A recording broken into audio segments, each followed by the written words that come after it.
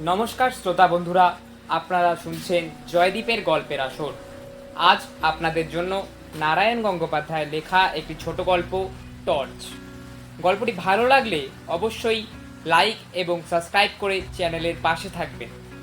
শুরু হচ্ছে নারায়ণ গঙ্গোপাধ্যায়ের লেখা গল্প, টর্চ।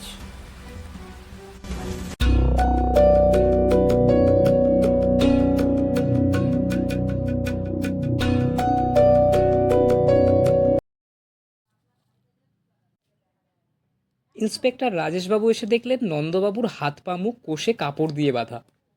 চোখের তারা কপালে তুলে তিনি গো গো করছেন। সঙ্গের কনস্টেবল তার বাঁধন খুলে দিলেন। নন্দবাবু তখনও কথা বলতে পারছেন না, হাঁপাচ্ছেন। রাজেশবাবু একটু জিরিয়ে নেবার সময় দিলেন। ঢকঢক করে পুরো এক ঘটি জল খেয়ে নন্দবাবু ধাতস্থ হলেন একটু। তারপর হঠাৎ কেঙিয়ে উঠলেন, আমার ভাই মুকুন্দ, তার তা কি হয়েছে? একটু বিষণ্ণ মুখে রাজেশবাবু বললেন, আপনাকে দুঃসংবাদটা দিচ্ছি, কিছু মনে করবেন না। তিনি খুন হয়েছেন, তার বুকে ছোড়া বেঁধানো। অ্যাঁ? একটা চিৎকার করে নন্দবাবু অজ্ঞান হয়ে গেলেন। কিন্তু বেশিক্ষণ পুলিশের সামনে অজ্ঞান থাকা যায় না, কাজেই উঠে বসতে হলো একটু পরে। রাজেশবাবু পকেট থেকে নোটবই আর পেন্সিল বের করলেন তখন। দেখুন, লোক ধরবার সময় অনেক পাবেন, কিন্তু হত্যাকারীকে আগে ধরবার চেষ্টা করা দরকার। সুতরাং দয়া করে আমাদের একটু সাহায্য করুন। ধরা গলায় নন্দবাবু বললেন, বলুন। আপনি তো পাটের দালালি করেন, আর আপনার ভাই মুকুন্দবাবু? ওর একটা জুয়েলারি দোকান আছে রাধাবাজারে। মাঝে মাঝে দু একটা হিরে টিরে সঙ্গে করে বাড়িতে আনতো, কী সব পরীক্ষা করতো এনে। আমি অনেকবার ওকে বলেছি, মুকুন্দ, আমরা দু ভাই মোটে থাকি, ওসব সর্বনেশে জিনিস আনিস নে। তা বলতে বলতে নন্দবাবু আবার ডুকরে কেঁদে উঠলেন। আমি বুঝেছি, কালও ওইরকমই কিছু একটা বাড়িতে এনেছিল, আর কেউ ওকে ফলো করে। বাধা দিয়ে রাজেশবাবু বললেন, তাই সম্ভব, কিন্তু ওসব পরে হবে। তার আগে বলুন, কাল রাতে কি হয়েছিল? তখন রাত 9:30। খেয়ে দেয়ে আমরা দু ভাই শুতে গেলাম। আমরা বরাবরই তাড়াতাড়ি শুই, ভোরে উঠি। বাড়িতে আর কে থাকে? কেউ না, আমরা ব্যাচেলার। থানায় যে খবর দিয়ে এলো, দরজা হাট করে খোলা, আপনি মুখ বাঁধা অবস্থায় পড়ে আছেন, আপনার ভাই খুন হয়েছেন, আপনাদের সেই চাকরটি কোথায় থাকে? খ্যাংরাপটিতে। আমাদের রান্নাবান্না করে দিয়ে 9টার মধ্যেই ও খেয়ে বাড়ি চলে যায়। আমি কাল ঠিক 9টায় ও চলে গেলে সদর বন্ধ করেছি। ঠিক 9টা? খেয়াল থাকলো কি করে? তখনই কোথাও একটা পেটা ঘড়িতে 9টা বাজছিল।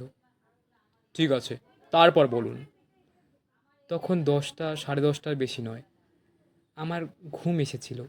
হঠাৎ মুকুন্দর ঘর থেকে একটা ধস্তাধস্তি আর গো গো আওয়াজ কানে এলো। উঠে আলো জ্বালতে গেলাম, জ্বলল না। মেন সুইচ কেউ অফ করে দিয়েছে।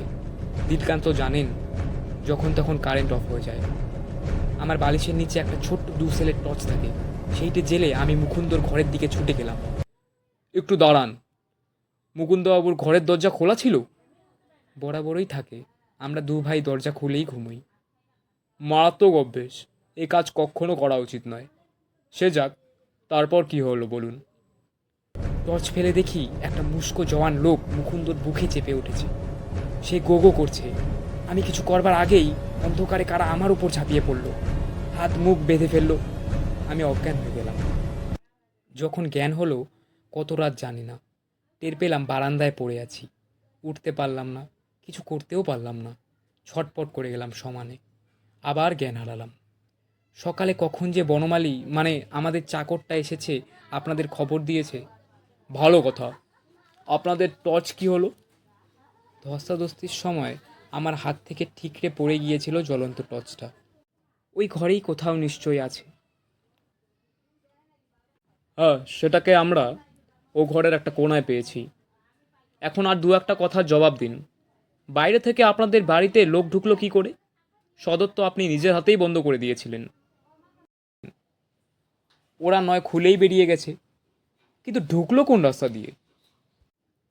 পাশেই তো কানাগলি, বাড়ির রেন ওয়াটার পাইপ সেখানে। সেটা বেয়েই ডাকাতরা ছাদে উঠেছে। ছাদের দরজা বন্ধ করা হয়নি। আমরাও তো ঘর খুলেই রাখি। ঠিক।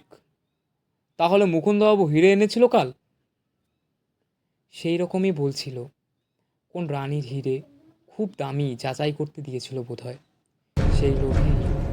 হ্যাঁ, সেই লোভেই। মৃদু হেসে রাজেশবাবু বললেন, সেই লোভেই নিজের ভাইকে আপনি খুন করেছেন নন্দবাবু। তারপর চাকর বনমালীকে দিয়ে হাত মুখ বাঁধিয়ে নিতে অসুবিধে হওয়ার কথা নয়।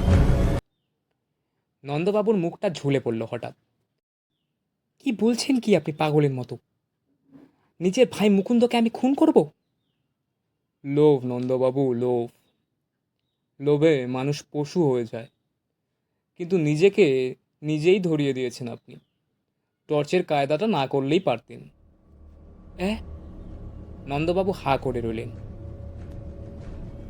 নন্দবাবু, ঘটনাটা রাত 10:30টার।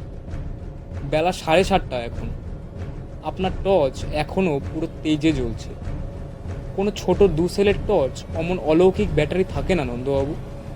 অতএব দয়া করে উঠুন আর থানায় চলুন। আপনার বনমালীকেও সহযাত্রী করতে হচ্ছে, কারণ সেও আপনার সহযোগী। হিরে বিক্রির ভাগ সেও পেত নিশ্চয়ই। মাথায় শেকড় পড়া সাপের মতো নন্দবাবুর ঘাড় নুয়ে এলো।